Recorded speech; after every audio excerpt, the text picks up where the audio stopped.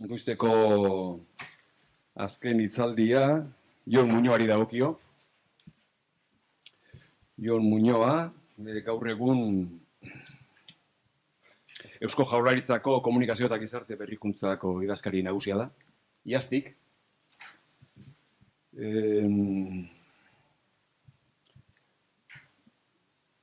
Legegintzaldia 2023an Gipuzkoako foru aldundian hasi zenuen.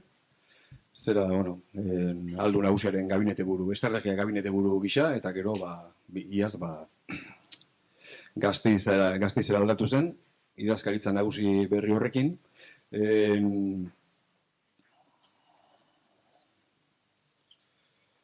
Deustuko, doktorea da, eta Deustuko Unibertsitateko irakasle ere bai, eta, hortik, idazkaritza nagusitik, eta, bere ibilbide akademikotik ere, hortik hitz egingo digu, herrigintza kooperatiboa herri agintaritzatik izenburuarekin. Eskerrik asko, Xabier, eskerrik asko, Jakin Fundazioari, gonbidapenagatik, eta UEuri antolatzeagatik, eta nola ez Usurbilgo udalari ere posible egiteagatik, eta gaur hona gonbidatzeagatik, ez da. Egia esan eta plano pertsonalean, plazera handia da, urtebete guztiz, aurreko urtean foru aldundian egonda ere, unibertsitatean ere banengoen, baina azken urtean, akademian tarte bat hartuta eszedentzian nago, eta orduan, ez ditugu hainbeste aukera izaten, momentu honetan lasai geratzeko, entzuteko, eta hausnarketa eta eztabaida intelektualeko lako foruetan parte hartzeko, eta beti da plazera. Eta bestetik, baita ere, maila pertsonalean Usurbila etortzea ere bai, nik jatorriaren erdia hemengoa dut, eta txikitan asko ibilitako hemen, eta gaztetan ere bai Parrandan, eta orain ja beste foro batean, eta beste testu inguru batean, ez da. Orduan, oso pozik, hemen egoteatik, eta esker honez. Aldi berean aitortu behar dut, oso zaila egin zaidala, gaur esan nahi nituenak edo esan behar nituenak pentsatzea eta are zailagoa ordenatzen saiatzea. Arrazoi ezberdinengatik. Neurri handi batean, eskizofrenia moduko batean, bizi naizelako, buruaren alde praktikoaren eta alde akademiko edo pentsamentuaren artean, ez da? Baita eguneroko praktikan ere, ez? Eta ideiak eta gauzen analisiak egiteko moduan, nire buruan uste dut, neurri handi batean funtzionatzen duela oraindik modu analitikoan eta akademiaren logikan, baina praktikak beste leku batzuetara ere eramaten zaitu egunerokoan, da beste kezka eta errealitate batzuk, ez da? Eta gainera, ni formazioz giza eta gizarte zientzietako hibridazioa naiz, eta orduan oso ideien munduan eta ibilitakoa, eta orduan gero praktikan zaudenean, ideien da praktikaren artean beti daude sekulako distantziak, arrakalak, kontraesanak, eta horiek guztiak kudeatu behar dira egunerokoan. Orduan horrek zaildu dit aldi batetik. Beste alde batetik, baita ere, mundu publiko politikoan oso outsiderra naiz ni baita ere, zenik ibilbidea unibertsitatetik egin dut, herrigintzarako nire bokazioa eta nolabait implikazioa oso maila lokalean egon dira, nik Goierriko zeraingoa naiz, eta oso komunitate garapenari eta herri txikien garapenari eta lotuta, eta nik hortik ulertu izan dut, eta hori bizita jan izan dut, kultura hori jan izan dut, ezta? Eta momentu honetan Jaurlaritzaren lehendakaritza bezalako gune batean, ezta? Eta hor ere badago eskizofreniarako beste arrazoirik, orduan batetik nire kultura, baina bestetik baita ere, erakunde handi batek eta administrazio publiko handi batek dituen inertziak, logikak eta barrak. Eta azkenik baita ere, gaian ere oso outsiderra naiz, zenik hemen zaudeten guztiokia, kooperatibismoarekin eta kooperatibismo eraldatzailearekin, eta dauzkazue esperientziak, ibilbideak eta ezagutza oso zabalak, eta nik aldiz ia deus ez dakit kooperatibismoari buruz, eta tokatu izan zaidana, maila akademikoan, eskoz gehiago izan da azken urteetan batez ere demokraziari buruzko ikerketetan parte hartzea, eta bestetik gure tradizioari lotuta komunitatea auzolana eta alako kontuak ere ikertzea. Eta gure maisu handi batek zioen, bakoitzak hobe izaten duela dakinari buruz hitz egitea, eta orduan nik hortik enfokatuko dut batez ere, nire hausnarketarako edo egin nahi nukeen ekarpena. Eta hortik enfokatzean, nolabait ardatz berri bat edo irekitzen saiatuko naiz demokraziaren ardatz horretatik, ezta? Orduan, izenburua, hitzaldiari edo herrigintza kooperatiboa herri agintaritzatik jarri diote, esango dut, ez du ni jarri, baina oso polita iruditzen zait. Eta orduan hasi nintzenean pentsatzen, ezta? Ikusten dituen bi bloke, batetik dagoela herrigintza kooperatiboa eta bestetik herri agintaritzatik horrek zer esan nahi duen. Eta, hortik hasi nintzen gogoetan, eta nolabait saiatuko naiz bi hoiei erantzuten joaten, baina erantzun baina gehiago da, bakoitzean irten zaizkidan hainbat gogo eta eztabaidarako mahai gainean jartzen saiatuko naiz. Baina ezer baino lehen tesi bat jarri nahi nuke, eta nolabait beste komponente bat gehituz gaur goizean hemen atera dien hainbat eta hainbat ideiari. Aipatu da hemen gure herrian badagoela sen komunitario bat, sen kooperatibo bat, bien arteko uztarketa, hor nibilea bereziki eneko eta arian, ez da, gai honekin nola den uztarketa hori edo ez, eta nik beste sen bat gehitu nahi nioke, eta da sen demokratikoa. Agian mitotik ere izango du, baina herriek mitoak ere behar dituzte, eta orduan, badago, nik baieztatuko nuke sen demokratiko bat ere egon dela gure herrian, eta egon dela uztardura handi bat, edo erlazio handi bat, sen komunitario, eta gero antolakuntza kooperatibo, nahi balin bada, eta sen demokratikoaren artean. Eta areago, tesi moduan planteatuko nuke, eta hori pixkat horri zentzua ematen saiatuko naiz, neurri handi batean, sen kooperatibo hori egon dela sen demokratikoaren zerbitzura. Edo, beste modu batera esan da, sen kooperatibo horren garapena helburu handiagoko zerbaitetara egon dela bideratuta. Eta nik demokraziaren begiradatik egingo dut, pertsonaren garapenetik egon daiteke, edo pertsonalismotik, humanismotik, edo funtzio sozialetik, edo emantzipaziotik, begiradaleko ezberdinetatik nik demokraziaren begiradatik edo begiratuko diot. Orduan, herrigintza kooperatiboa esaterakoan, eta ni ohituago nago beste kontzeptu batzuk entzutera, baina lehenengo etortzen zaidana da, nola definitu daiteke, ez da, herrigintza kooperatiboa. Eta sekulako nahasmen kontzeptuala dagoela iruditzen zait orokorrean, ez? Hasieratik Aritzek planteatu du, lausotzea, kontzeptuen mugak lausotzea ia usteraino, gero enekok ere aipatu du, ez da, definizioen beharra, eta, nola ulertzen ditugun gauzak, eta bar. Eta orduan, klaro, hemen dago, eztabaidaren abiapunturako gako oso importante bat. Nola ulertzen ditugun kontzeptuak, hitzak, hoien esanaiak,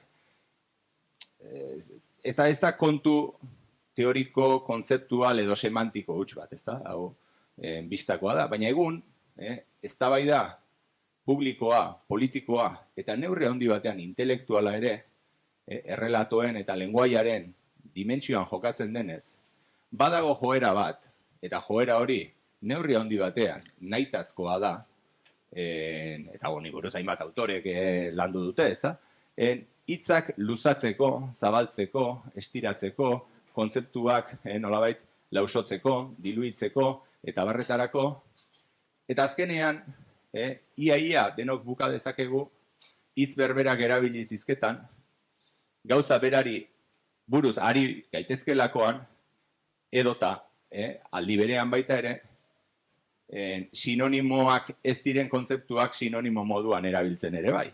Eta karo, honek ikaragarri zailtzen du debate intelektuala, baina are gehiago debate politikoa edo soziala eta kulturala, ez da? Zen, nola uler dezakegu elkar, hitz berberak erabiltzen ari balima gara, esan nahi ezberdinekin. Nik esaten balima dut, oso importantea da, eremu publikoaren da sozialaren arteko elkarlana. Oso zaila da, edo kolaborazioa, edo kooperazioa. Oso zaila da, inor aurkitzea, elkarlanaren, kooperazioaren edo kolaborazioaren kontrakoa. Bai? Beraz, mundu guztiari gara, hizketan, kolaborazioa, elkarlana, lankidetza, kooperazioa, eta bar, eta bar, eta bar. Gau, ze terminotan ulertzen dugu hori? Hori, ez da kontu txiki bat, ez da matiz kontu bat, hau da, kontu nuklearra. Eta, klaro, hain justu hitzak hainbeste estiratzen ditugulako, eta hor badagoelako, atzetik, joera bat, moda bat baino gehiago dena, eta intentzionalidade bat duena, zerikusi handia duena komunikazio esparruaren logikekin eta ezaugarriekin, eta hau oso ondo aprobetxatzen dute, muturreko planteamentu orokorrean totalitarioek eta populistek eta bar, hain justu hontaz baliatzen dira neurri handi batean beren garapenerako, ez? Orduan, uste dut oso importantea dela kontzeptuekin argi hitz egitea eta zintzo hitz egitea zer esan nahi dugun momentu bakoitzean. Bai? Eta honi buruz ere eztabaidatzea. Hemen lehenengo hitz egin duen Aitor izan da, eta Aitorrek, eta adibidea jarriko dut, auzolanaren kontzeptua.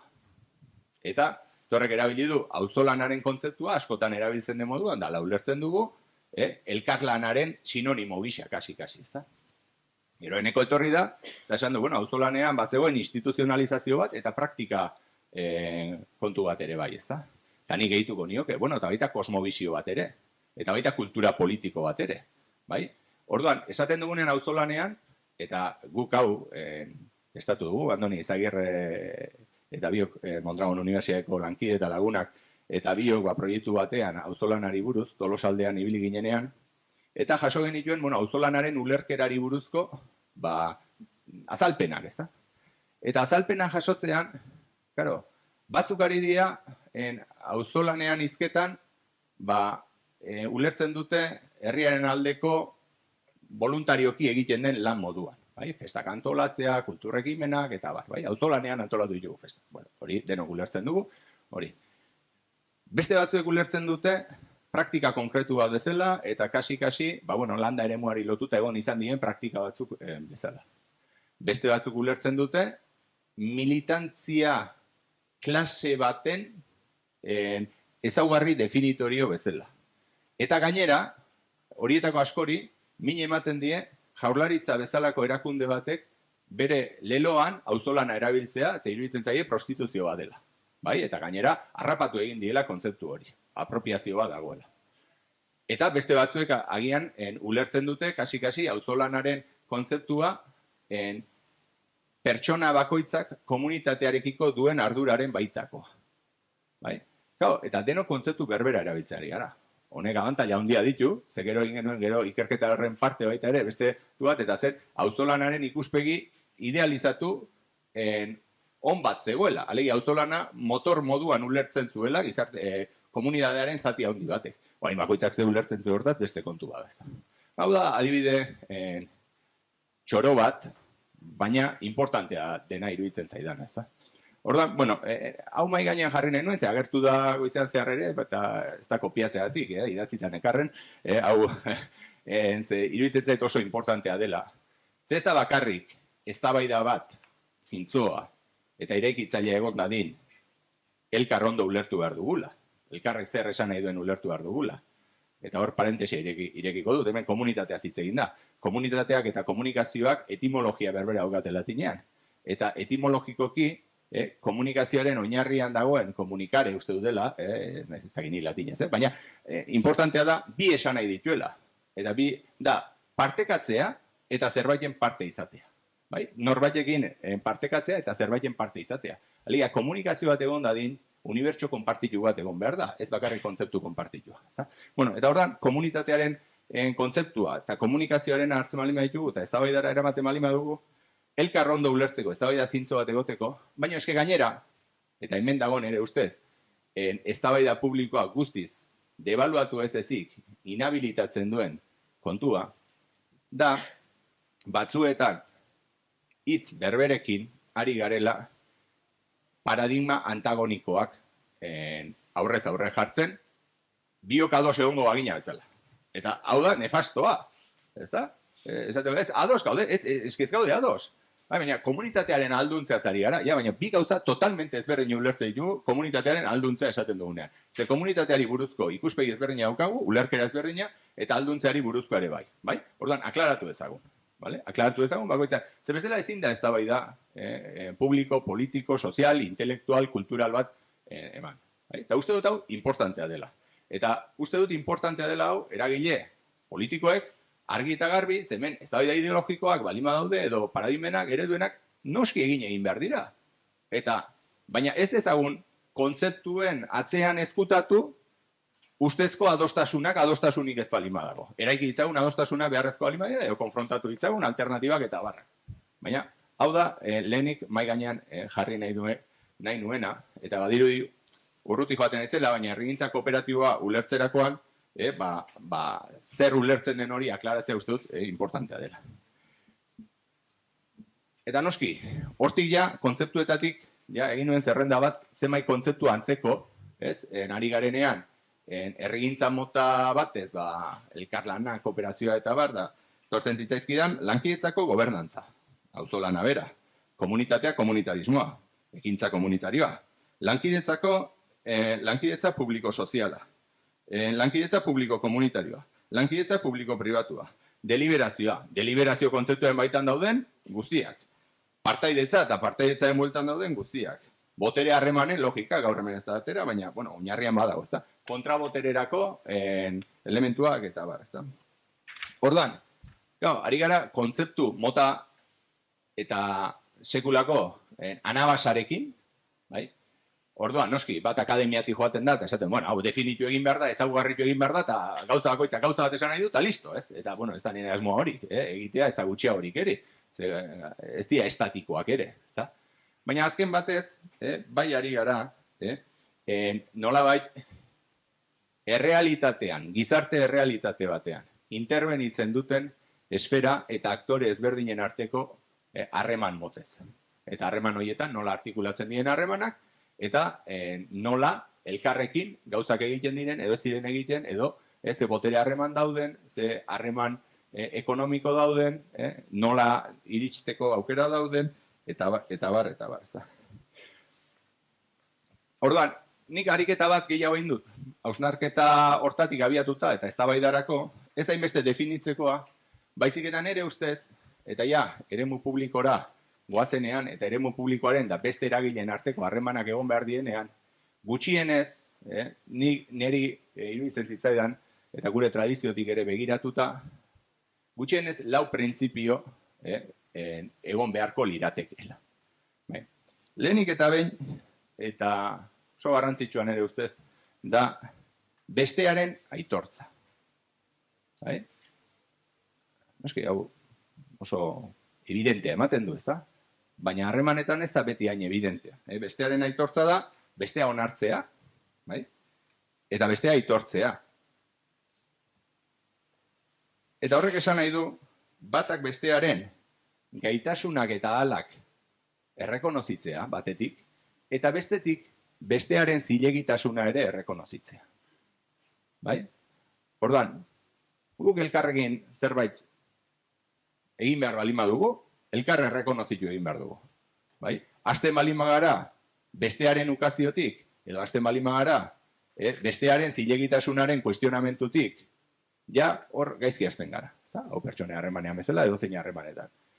Eta pixkat pentsatzen jartzen balin bagara, hemen uste dut, eremu guztiok asko daukagula, hemen inertzia asko daude, kultura jakina daude, eta bar, eta asko dago hemen denok asko daukagu pentsatzeko, hausnartzeko, eta ziurrenik aldatzeko ere bai. Beste printzipio bat, bigarrenan ere ustez, ezinbestekoa dena da askatasuna eta autonomia. Eragile horiek eduki behar dute askatasuna eta autonomia. Da noski, hau esatea erresa da, baina gero, praktikan, menpekotza mota ezberdin asko daude. Eta menpekotzak daude, noski, ekonomikoak, handinak ziurrenik, baina baita ere, ez gaude salbu, herri txiki batean, oso zilegi eta beharrezkoa den lehia politikoaren logikaren baitan baita ere instrumentalizatzea gizarte zibileko, gizarte eragiletzako eta abarretako subjektu, aktore eta abar ezberdinak, ezta. Eta, noski honek, askatasunak eta autonomiak esan nahi du, eragile bakoitzak behar duela, ezta. Beste modu batera esan da, bere burujabetza eduki, bere ekintza hortarako, ezta. Eta, honi begira ere, badaude tentazio eta inertzia asko leku askotatik, bai? Eta, erakunde publikoek askotxotan, diru laguntzen bitartez uste dute eduki behar dutela ez dakizeren kontrola. Baina aldi berean, beste eragile batzuk ere, uste dute, ni guztiz autonomoa naiz, baina diru publikoa eman eri, eta nik egingo du nahi dudana, ez da? Zeni autonomoa eta independientea naiz. Hombre, elkarlan baterako ez bat eta ez bestea ez dira ziurrenik, ez da? Tartean egon beharko litzateke ziurrenik.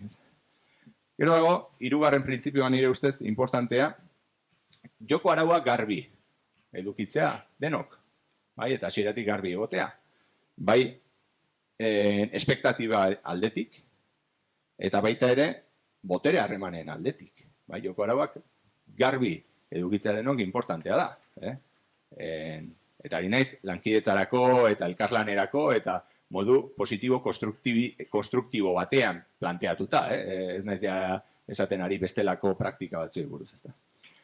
Eta, azkenean hori guztia, baita ere, laugarren printzipio batean jarri du, ezta. Jarrera eta balioi mailakoa, eta euskerazko hitz eder bat badago, nire ustez ederra dena, ezta. Eta da, zintzotasuna. Zintzotasunak nire ustez esan nahi du, argi hitz egitea, eta argi jokatzea, eta aurpegia jarriz, aurrez aurre, zintzo jokatzea, ezta. Eta, hau, elkarrekin zerbait egin nahi balima dugu, eta ja hasieratik, deskonfiantzaz aparte, ni ari balima naiz, bestea nola erabiliko dudan, edo hau nola konformatuko dudan, edo nola diru gehiago lortzeko engainatuko dudan, horre ere ez dago aukera oso egokirik, ez da. Zintzotasuna, garbi hitz egitea, uste dut hau, ezinbestekoa dela, oso evidenteak diruite gauza hauek. Hemen gauden guztiok ziurrenik eduki ditugu harremanak, nik mundu publikoarekin eduki ditut, askoz gehiago mundu publikotik baino, mundu sozialetik, eta badakit harreman logika zein den, askotan, eta bestaldean orain egonda baita ere. Eta orduan, uste dut hemen badagoela asko begiratzeko, egiteko, eta osnartzeko, ez. Eta azken batez hauetaz hizketan ari garenean, eta horregatik demokraziaren ardatza, eske definitzen ari gara kultura demokratikoa. Hau da kultura demokratikoa, ez da hau bakarrik, baina hemen ezaugarritzen dena da, eske kultura demokratiko bat beharrezkoa da, eta hori ere, ez da hemen aipatzen zen, atzera pausorik, ez dago, kultura demokratikoa ere egunero elikatu behar da, ez da? Eta jokabide bakoitzean elikatu behar da. Eta kultura demokratikoak eskatzen du, beste aitortzea, eskatzen du zintzo jokatzea, eskatzen du argi hitz egitea, eskatzen du botero harremanak orekatuak izatea, eskatzen du bakoitzak bere zilegitasunetik jardutea, eta bar, eta bar, eta bar, ez da. Kultura demokratikoarena, demokrazia hitza, hitzetik hortzera erabiltzen dugu, baina kultura demokratikoaz oso gutxi hitz egiten da. Hitz egiten da bakarrik batalla politikorako, baina benetan kultura demokratikoaz da balioez gutxi hitz egiten da. Horri jarraituz, eta are gutxiago hitz egiten den beste kontu bat, nire ustez, da zilegitasun edo legitimitate demokratikoaren kontua. Lehen esan dut, aitortzeak, bestea errekonozitzeak eta aitortzeak esan nahi du, bestearen zilegitasuna ere aitortzen dela. Eta zilegitasunak ez dauka beti iturri berbera. Zilegitasunek iturri ezberdinak dauzkate. Zilegitasuna ematen dute jatorriz iturri ezberdinek. Baina herri erakunde baten ardura publikoa, esango litzaten bezala, herri agintaritzan dagoenak, berdin alkate batek edo lehendakari batek, daukate zilegitasun demokratiko bat ezarritako joko arauen araberakoa. Eta zilegitasun demokratiko hori badaukate abia puntuan. Eta arduradun edo agintari hoiek eduki behar duten bestelako erlazioetan, edo lankidetza edo elkarlanerako bide horietan, beste zilegitasun batzuk dituzten aktoreekin elkartuko dira. Jakin fundazioa alimagoaz zilegitasun badauka. Jakin fundazioak zilegitasun demokratikoa dauka? Ez.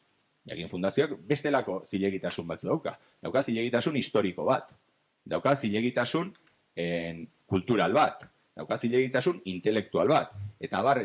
Dauka zilegitasuna bere partaide diren eta bere komunitateak ematen diona, eta bar, ez? Orduan, zilegitasun jatorri edo iturri ezberdina daude. Kontua da, erlazionatzen garenean, zilegitasun demokratikoa ezin da gutxitu inoiz. Idealki, bai? Erakunde publikoak bere ordezkaritza sistemaren bitartez daukan aginpide hortatik bere boterearen zati bat zeditu beharko luke elkarlan horretan.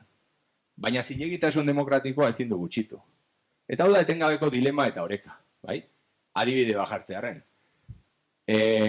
Demagun, alkate batek, udal batek, ez da alkate baten kontua, udal batek, nahi du, oso ohikoa izaten dena, parke bat berritu, edo ingurune bat berritu.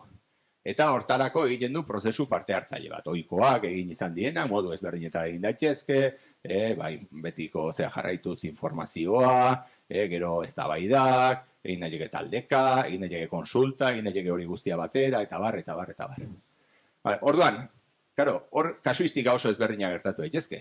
Eta askotan esaten dugu, demokratikoagoa da, erabaki hori herritarrek hartu dutelako. Azkenean erabitza dute, 3 aukera zeuden, ez dakiz zer, edo diseinatu dute, oso ondo. Eta izan daiteke zilegitasun demokratiko gutxiago edukitzea. Zergatik? Prozesu bat berez ez delako legitimidade demokratikoaren bermatzaile. Metodoak berak ez du bermatzen. Prozesua bera eta ondorioa demokratikoagoa izango denik. Adibidez, prozesu horretan parte hartzen badute, interes pertsonal jakin bat eta ez interes orokorra duten herritarrek, eta gaina herritar horien kopurua oso txikia balin bada, eta jatorriko zilegitasuna handiago balin badauka, udal batek ordezkaritza sistemarako eduki duelako, orduan hor planteatzen zaigu gatazka bat. Ze prozedura oso demokratikoki planteatu da, baina zilegitasun demokratikoa amaieran daukaguna, naiz prozedura demokratikoa izan, amaieran edo emaitza moduan daukaguna, ez dauka zertan demokratikoagoa izanik. Edo beste modu batea izan da. Eta hau da, tesia, ez da baidarako noski, ez da. Prozedurak berak, prozedura demokratizatzeak ez du zertan zilegitasun demokratikoa handitzen beti. Eta hau ere, elkarlanak planteatzen direnean oso kontuan hartzekoa da. Herri erakunde bateko ordezkariak zilegitasun demokratiko horrekin batera dauzka ardura batzuk, noski ardura demokratikoak importanteenak, baina ardura zibilak, penalak eta barrak ere bai. Eta orduan, hau da, gatazkagune bat oso importantean ere ustez, herrigintza kooperatiboari, lankidetzako gobernantzari eta barri buruzari garenean. Askotan, eta segun ze teorizazioetara goazen, eta teorizazio askotan, badago idealizazio bat. Nolai prozesu deliberatiboena, partaidetzarena eta barrena, eta gero auzi hau ez da hain kontuan hartzen. Uste dut hau, baita ere, mai gainean jartzea importantea dela. Jarraituz demokraziaren hildo honekin, egun daukagun, auzietako bat, literatura, zientzia politikoetako literaturan, eta filosofia politikoan, eta demokrazia liberalen krisia deitzen zaiona, hemen multikrisiak eta barrak gaur aipatu dira, demokraziari begira asko idatzi da, asko aztertu da, azken urteetan demokrazia liberalaren krisiari buruz. Horrekin lotzen dira, herritarren desafekzioa, desatxikimendua, populismoen gorakada, autoritarismoen gorakada, desinformazioa, polarizazioa, hainbat eta hainbat elementu ezaugarritzen dira horretan, edo intermediazio sistemen krisia baita ere, orokorrean, baina baita demokraziari dagokionez ere, eta ezaugarritzen dira. Eta kausa moduan, segun ze begiradetatik begiratzen den, kausak modu ezberdinetara zerrendatzen dira, baina gutxi asko, bi zutabe nagusitan laburbildu daitezke. Dago legitimidade kausa bat, edo legitimidade edo zilegitasuna galtzearena, eta dago beste zutabe bat errendimentuari dagokiona. Sistema demokratikoak zilegitasuna galtzen du, besteak beste, nolabait, eratu den sistema horre guztiak, herritarren ordezkaritza ez duelako ondo betetzen. Eta aldi berean, errendimentu kontu badago, edo errendimentu galera badago, mundu globalizatuan eta interkonektatuan, eta bestelako botere ekonomiko supranazional handiak edo supraestatal handiak daudenetan, bain justu ere, tokiko erakundeak, estatu mailakoak askotan, ez direlako gai, beren herritarren errealitatean duela urte batzuk eraldatzeko edo eragiteko ziren ainako botererik edo almenik ez daukatelako. Eta horrek sortzen du errendimentu kontu bat. Ez bakarrik estaturik ez duten entzat, askoz gehiago noski, baina estatua duten entzat ere neurri handi batean bai ez da. Oso potentzia handiak ez direnak enduta, beste. Orduan horrek bi kausa horiek jartzen dira, hor tartean, ez? Orduan,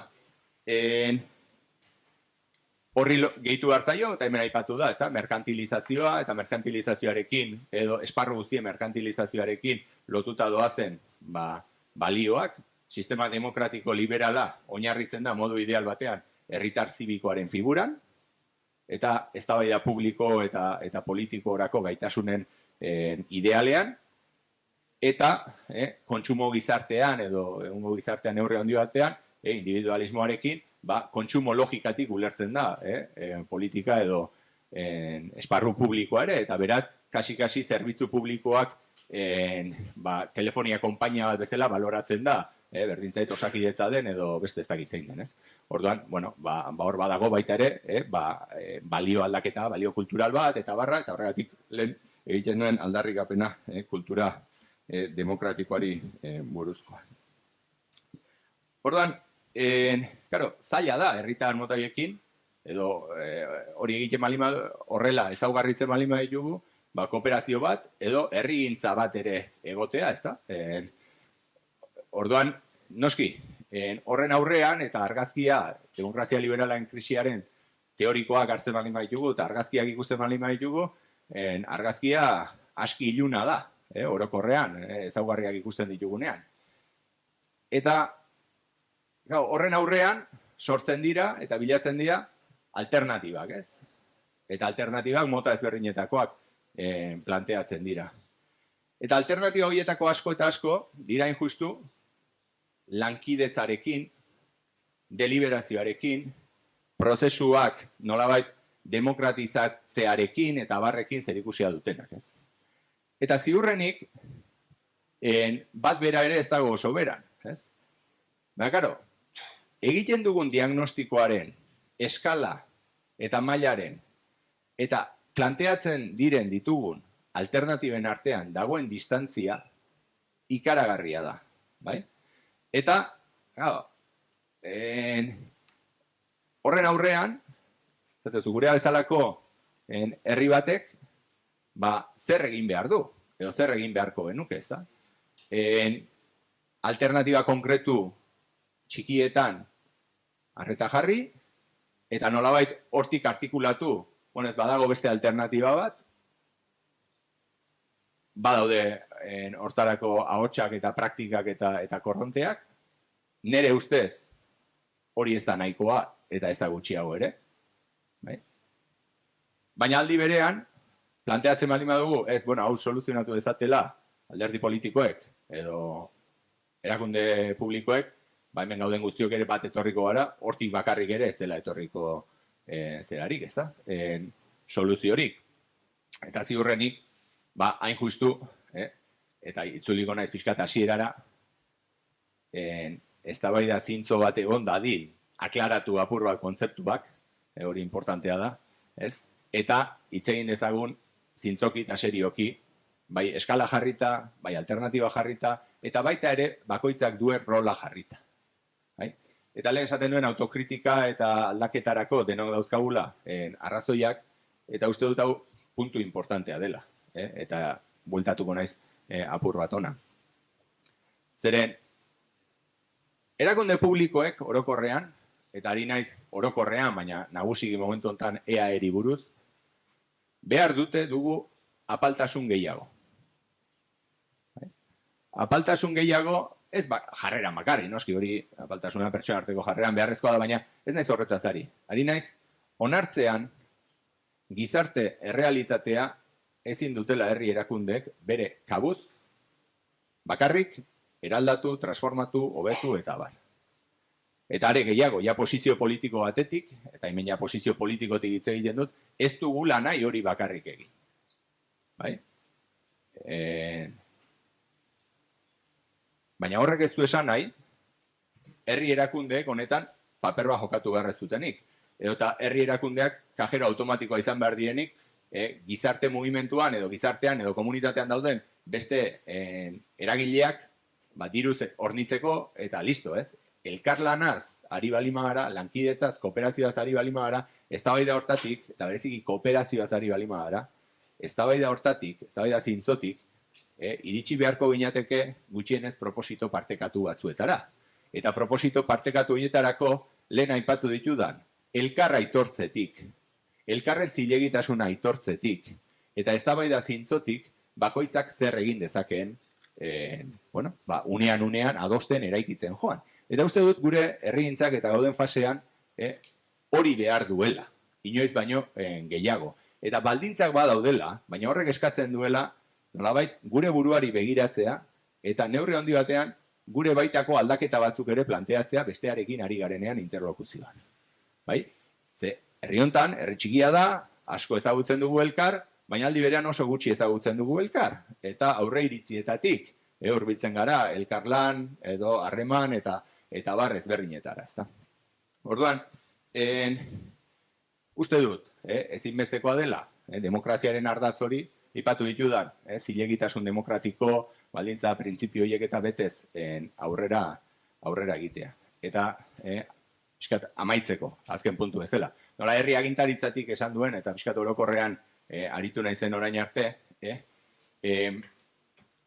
guk, jaurlaritzari dagokionez, eta jaurlaritzaren izenean hitz egitea, ez dakit, pretentzioso egia da, jaurlaritza inbeste gauza dira, ez da, baina, pixkat, ni lehendakaritza nago, eta lehendakariaren figurak eta inguruneak ordezkatzen duenetik, pixkat, aipatu dudan, kezka eta hauetatik posizioa lankidetzarakoa, hau da, lankidetzarako posizio hortan, badago tradizio bat, azken hamarkadetan garatu dena, eta uste dut hori egokitu, indartu, berritu behar dela, eta ari naiz, normalean ereduan lankidetza publiko-pribatua esaten zaion horri buruz.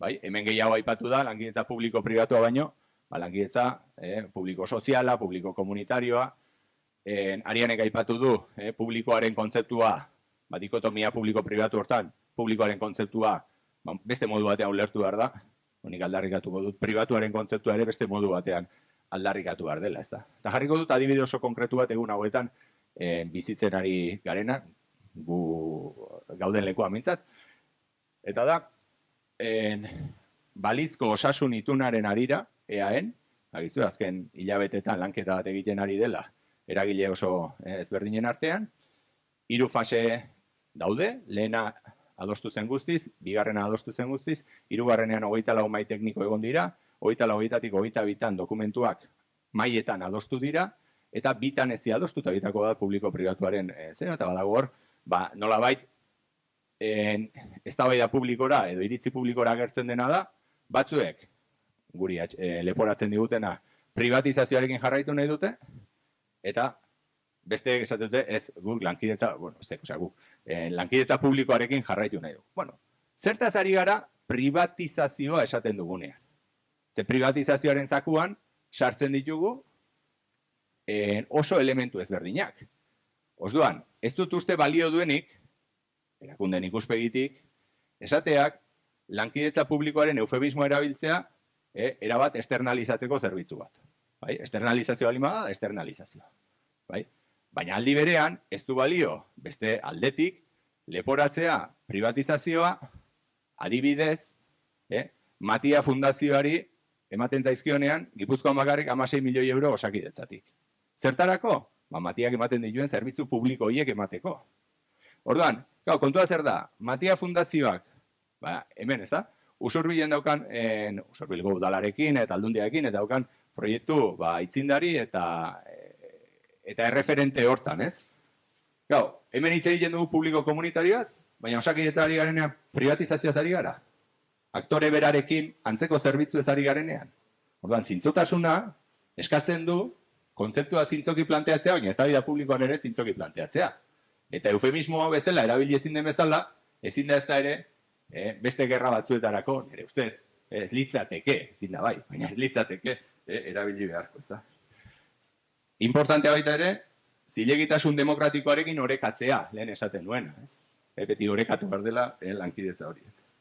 Eta, ez mugatzea lankidetza publiko-pribatu hori, publiko-pribatu deitzen diogun hori, logika transakzionaletara. Baina gauza berari naiz, lankidetza publiko-komunitario edo sozialaz ari balimara. Ni logika transakzionala deitzen diot, hemen dago kutxazaina, eta gainera, kutxazainan segun zein dagoen, benetan jokatzen du, prestamo bat eman beharko balu bezala. Segun zein datorren, egingo diot galdeketa, eta segun ze afinidade daukan askotan, modu batean edo bestean.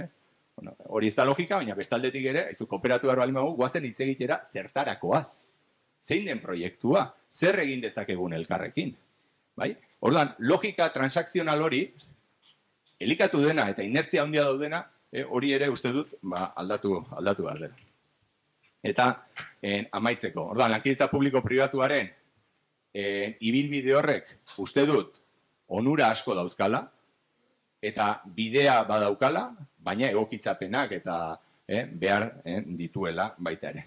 Eta bestetik, gu planteatu duguna da, demokraziaren edo kalitate demokratikoa hobetzeko, kasi herri erronka moduan, justu duela urte bete, lehendakariak inbestidura saioan, 4 jauzi kualitatibo planteatu zituen, eta horietako bat demokrazia sendotzea izan zen, eta hain justu ulerturik eta sinisturik demokrazia indartzetik, herri garapen hobea etorriko dela, eta aldi berean, gure herri garapena demokraziaren eskutik bakarrik joan behar dela. Hori da sinesmen bat. Beste batzuk egon daitezke, baina hori da sinesmen bat. Eta hortarako, kalidade demokratikoa hobetzeko, bide bat irekitzea. Jaurlaritzari dagokionez, ari gara ekimen ezberdinak, berrikuntza sozialekoak, pentsamentukoak, demokrazia berritzekoak, herritarrekin harremantzeko marko ezberdin batzuk, marko bat eraikitzen, eta marko horren barruan kokatuko liateke adibidez, lehen aipatu da klima eta transizio energetikoko legea, horren baitan jasotzen den herritarren batzarren logika guztia, marko eta logika bati baita ere demokrazia ikuspegi batetik erantzunez, Guggenheim Urdaibai proiektua dela eta sortutako kontrakotasun hori ulertzeko entzute prozesu serio bat ALC-ren eskutik, serioa esaten daren serioa eta zintzoa, mai gainean jarrita, eta gazteekin baita ere agertokiak izeneko proiektua, datorren astean aurkeztuko dena, hain justu espazio berriak edo dauden espazioak sortzeko gazteen eta erakunde publikoaren kasu honetan Jaurlaritza artean elkarrizketa bat egon ahal izateko. Orduan badaude hor markoak, proiektu berrikuntza sozialekoa deitzen diegunak eta bar, eta aldi berean, legebiltzarrean, justu orain arituko dira eztabaidatzen edo bozketan, ponentzia bat irekitzeko proposamen badago, ponentzia kalidade demokratikoa hobetzeko, marko juridikoa nola egokitu, kasu honetan, EAN. Eta badirudi, onarpen maila zabala izango duela ponentzia horrek, eta orduan, hortik, lanketa bat egingo duela legebiltzarrak ere. Orduan, hau labur, kontatu nahi duen, demokraziaren ardatza, baita ere herria apustu bezala, eta batez ere honek eraman beharko gintuelako demokraziaren kalidadea hobetzea zari garenean asko pentsatze dute, transparentzia gehiago, gardentasun gehiago, eta azkenean kontrol gehiagorekin demokrazia bat hobetzen dela. Eta nik, saiatu nahi zera guztian, jartzen, nire solasaldi guztian, ardatz zehar lerroa moduan jartzen, azkenean, hizketan ari garela kultura demokratikoaren balioez, eta jokabideez. Eta itzuliz hasierako tesira, eta honekin amaituko dut, herrigintza kooperatiborako uste dut baldintzak badauzkagula, zen kooperatibo hori bizirik badagoela, eta hemen ikusten da. Oraindik ere komunitario, indartsu bat badagoela, eta baita ere zen demokratiko bat ere badaukagula. Baina importantea dela, ez sakralizatzea lankidetzako metodoak eta prozedurak, baizik eta zertarakoan bilatzea elkarlan hori. Eta zertarako hortatik, ziur, kooperaziorako beharrezkoa den, hortzimuga partekatu hori, bilatzeko aukerak egon daitezkela. Eta hauxe, eskerrik asko.